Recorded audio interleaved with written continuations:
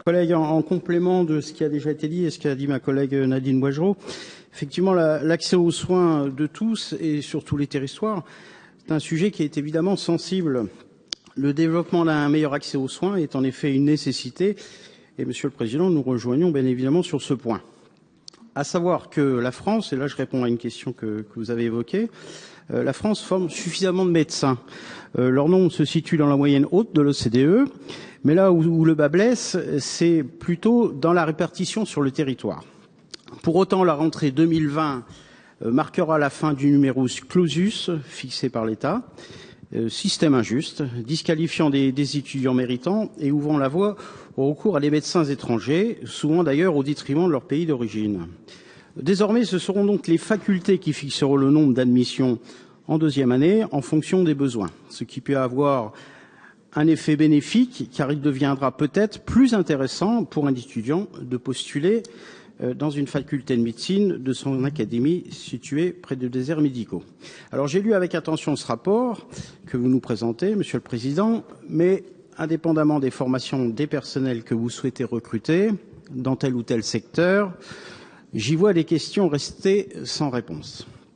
Je ne vois ainsi que peu d'éléments sur le renforcement de l'attractivité des métiers et le maintien du personnel pour faire face à cette désertification médicale au niveau de la région qui est si souvent évoquée. L'attractivité sur le territoire est primordiale dans ce dossier puisque nous savons très bien que la question financière n'est pas la motivation première des jeunes en formation. Il est clair que si le canton d'installation considéré n'offre pas d'infrastructures suffisantes, les incitations financières ne compenseront pas ces faiblesses intrinsèques.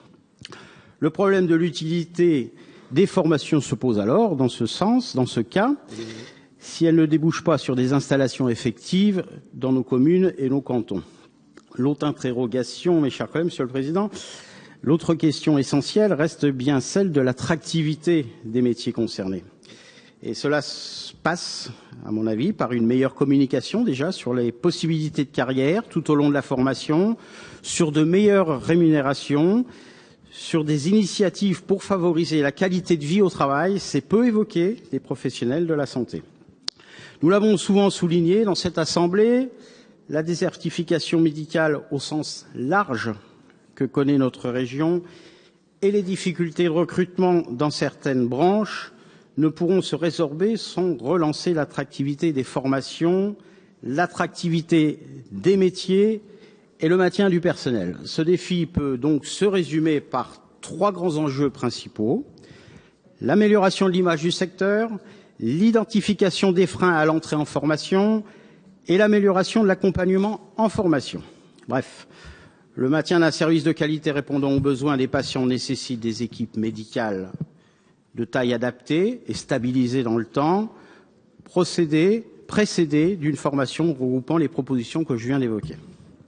À savoir que dans le domaine de la santé, l'innovation peut bénéficier en priorité aux territoires peu denses, par exemple par le biais du développement de la télémédecine qui a déjà été évoqué par le passé, qui permettra au futur personnel médical de réaliser des consultations à distance.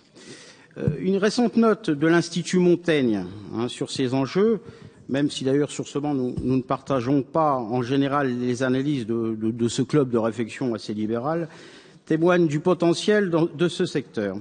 Celle-ci peut par exemple combler le manque de personnel médical dans certains établissements de soins et offrir au personnel dit fonction support, c'est comme ça que je l'appelle, un nouveau rôle à plus forte valeur ajoutée. Les pouvoirs publics et notre collectivité régionale pourraient d'ailleurs s'en inspirer, Monsieur le Président, davantage ou approfondir afin de mieux anticiper les évolutions des métiers et en proposant des formations adaptées. Je vous remercie.